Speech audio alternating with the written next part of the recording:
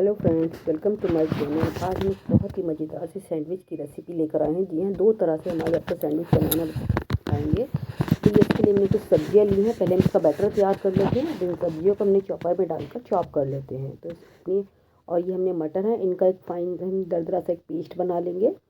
तो ये हम मटर के सैंडविच बनाएंगे, बहुत ही मज़ेदार से सैंडविच। इनकी जो स्टफिंग बहुत ही स्वादिष्ट है। तो ये सब्जियों को हमने इसमें बाउल में खाली कर लिया है अपनी, और थोड़ी सी सब्जियां बचाकर हमने अलग रख ली हैं। अब ये मटर का जो हमने इसका पेस्ट बनाया था वो भी इसमें ऐड कर दिया है हमने। अब इसको मटर का पेस्ट को सब्जी साथ मिलाकर इसमें हमने 2 चम्मच, इसमें ये 3 चम्मच हमने इसमें बेसन डाला है। अब अपने मसालों को इसमें ऐड कर लेते हैं। आधा चम्मच मैंने इसमें काला नमक डाला है, आधा चम्मच ज़ीरा पाउडर डाला है, और आधा चम्मच रेड चिली फ्लेक्स डाला है, आधा चम्मच चाट मसाला डाला है इसमें हमने, और ये आधा चम्मच हमने इसमें हल्दी पाउडर डाला है।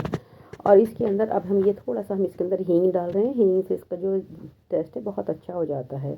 और 1 चम्मच मैंने इसमें अदरक लहसुन का पेस्ट डाला है। अब इसका एक फाइन सा बैटर बनाकर हमने तैयार कर लिया है। अब बैटर हमारा तैयार है। अब आगे का प्रोसीजर करते हैं। अब इसके लिए हम एक स्टफिंग भी तैयार कर लेते हैं।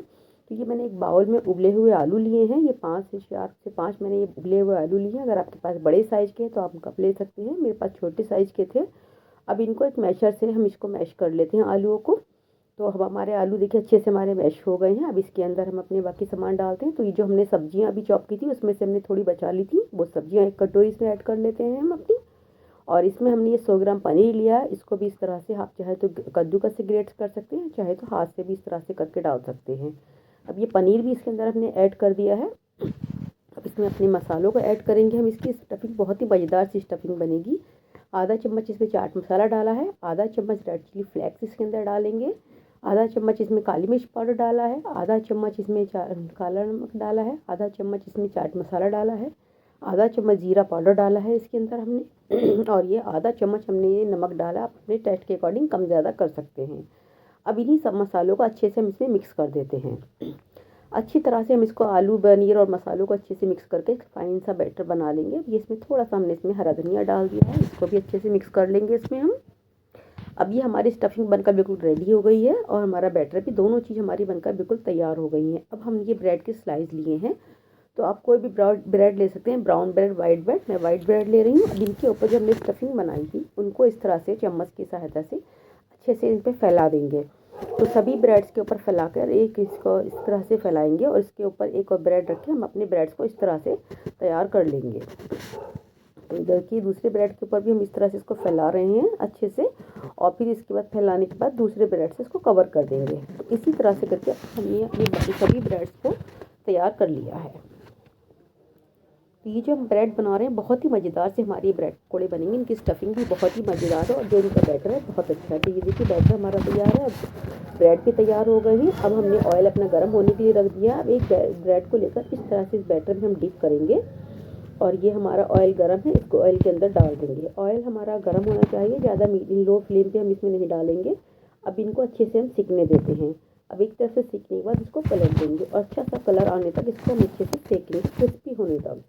तो ये जो इस तरह से बनाएंगे जब आप, तो आप जो पुराने तरीके से ब्रेड पकौड़े बनाती हैं, सैंडविच बनाती हैं, वो सब भूल जाएंगे। बहुत ही टेस्टी हमारा ये ब्रेड बनकर तैयार होता है।